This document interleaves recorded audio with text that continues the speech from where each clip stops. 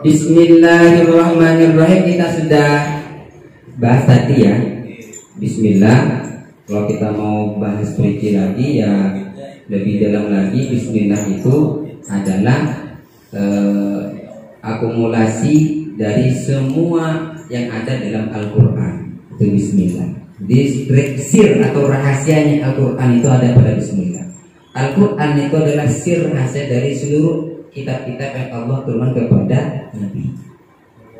Nabi Ibrahim, Nabi Musa, Nabi Isa, Nabi Nabi Daud, itu kan ya. Ada 106 kitab kalau nggak salah, atau 60 kitab lah. Itu lupa saya, itu di kitab ada itu sudah topik ada itu. Jadi rahasianya semua kitab Allah ada dalam Al-Quran. Sedangkan Al-Quran, rahasia Al-Quran ada dalam kalimat Bismillah. Bismillah ada pada kalimat titiknya ada pada huruf ba-nya Bismillah. Sedangkan sir dari seluruh yang ada di muka bumi dunia ini malakal kaum ini ada pada titik Bismillahirrahmanirrahim. Makanya ya Sunan Kalijogo itu ketika minta ilmu kepada Sunan Bonang, tolong Kanjeng Sunan ajari saya ilmu meskipun hanya setitik dari huruf ba-nya Bismillah. Wah, langsung intinya ternyata diminta Sunan Kalijogo. Jadi ketika inti yang diminta ya bukan cuma syarat aja dimasuk pelajari dari syariat, ilmu hakikat, ilmu tasawuf juga disediakan kepada Kanjeng Sunan Kalijogo. Kenapa? Karena diminta langsung pada titik daripada ilmu rahasianya alam maya pada ini.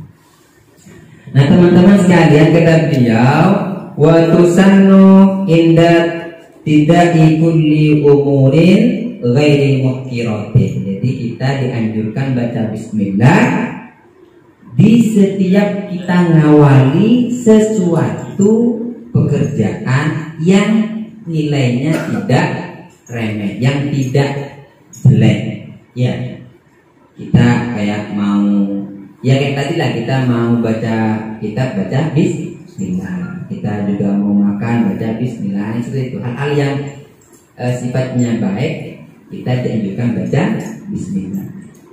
Bagaimana kalau kita baca Bismillah tapi itu seperti hal-hal pekerjaan yang kotor, kayak kita buang sampah, nyapu kotoran, buka popoknya anak kita yang bayi, itu kan hal kotor. Apakah dianjurkan? Tidak. Ya. Jadi kalau kita sedang nyapu halaman, buang sampah, tak perlu baca Bismillah karena itu mungkirat, perkara yang hina. Tapi kalau bukan perkara hina dianjurkan. Kan kita mau tidur sama istri, baca Bismillah harus. Karena itu ibadah itu. Bahkan kalau kita niat jima dan istri, pahalanya disampaikan kepada orang tua kita yang sudah meninggal dunia, nyampe. Karena itu ibadah. Iya, dan katanya ibadah lain gitu. Iya, ibadah. Makanya yang belum jomblo ini belum ngerti ibadah yang ini. Jadi ibadahnya belum nyampe sempurna, masih separuh. Tapi kalau sudah yang apalagi punya dua lebih sempurna lagi. Oh iya, Masya Allah. Kalau tiga lebih sempurna lagi. Fa intarakaha, apabila kita meninggalkan Bismillah fi awaliha, di awal kita memulai pekerjaan baik itu, mokonekan nono biha kalawan Bismillah fi asnaiha, yang dalam pertengahane umur. Dikaulihi dengan perkataan apa? Bismillahi fi awalihi wa akhirihi. Jadi kalau kita mau makan lupa baca Bismillah, maka di pertengahan ketika kita ingat baca Bismillah fi awalihi wa akhirihi, maka otomatis dari awal akhir juga di Bismillah. Bismillah ini teman-teman, kalau kita merujuk kepada kitab Safiinatul Najah, Sarah Safiinatul Najah itu dijelaskan 121 kalau kita baca 25 kali sebelum kita mau tidur, maka kita selamat dari mautul fujah, mati secara tiba-tiba, dan rumah kita diselamatkan dari pencurian, diselamatkan dari kebakaran, diselamatkan dari bahaya. Itu kalau dalam kitab Syarah Safiinatul Najah Sulbian. Dijelaskan seperti itu. Kalau kita baca 129, maka untuk yatim untuk anak kita, maka coba anak kita menjadi anak yang soleh, solehah dan cerdas. Makanya nanti yang jomblo segera menikah, dia bisa amalkan 129 bismillah ini. Alhamdulillahi utawi sekabehane puji lillahi ku kaduwe Allah fi kulli ing dalam saben-saben waktu ai zamanin qalla au akthar, tegese zaman atau masa, baik itu sebentar atau waktu yang lama. Wa auqatin lan pira-pira waktu. Wahiyya azminatun mahdudah, sedangkan auqat itu waktu yang tertentu. Makanya sholat ada 5 waktu. Kenapa? Terbatas. Sedangkan azman, zaman itu lebih umum. Ya, dari zamannya sejak Allah menjadikan langit bumi sampai sekarang ya zaman ada. Tapi kalau auqat ini waktu tertentu. Wassalatu lan sholawat rahmat ain atfu minallah. Sholawat itu merupakan kewelasan, kasih sayang dari Allah Subhanahu wa ta'ala, atau dari yang lain. Kita membaca selawat kalau dari Allah itu adalah rahmat dan begitu ya.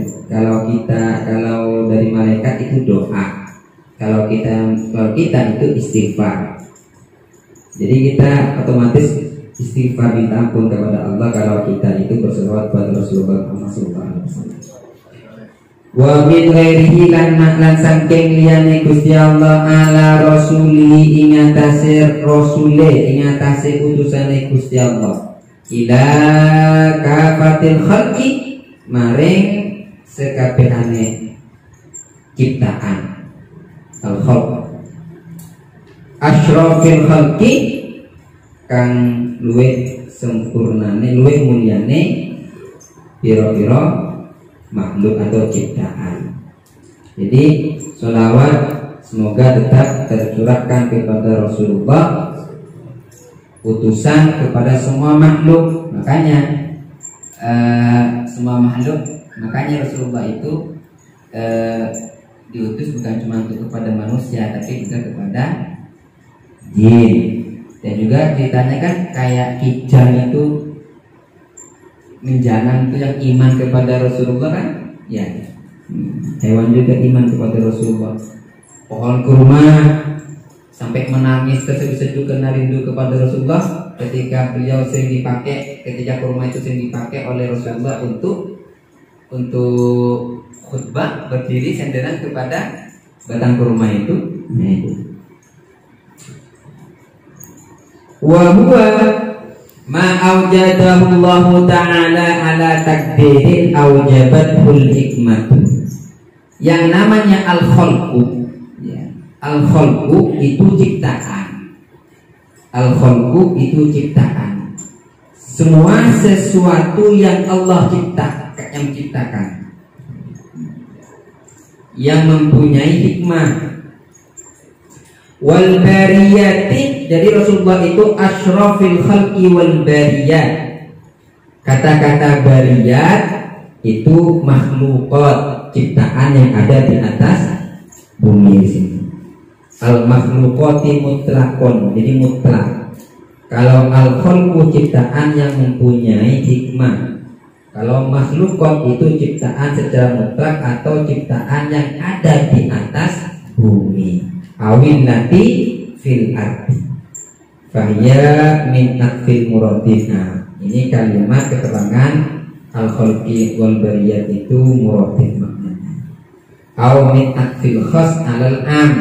Jadi khas al-khalqu itu lebih khusus daripada kata-kata al-bariyat yang sifatnya lebih umum. Sehingga bagaimana maksudnya?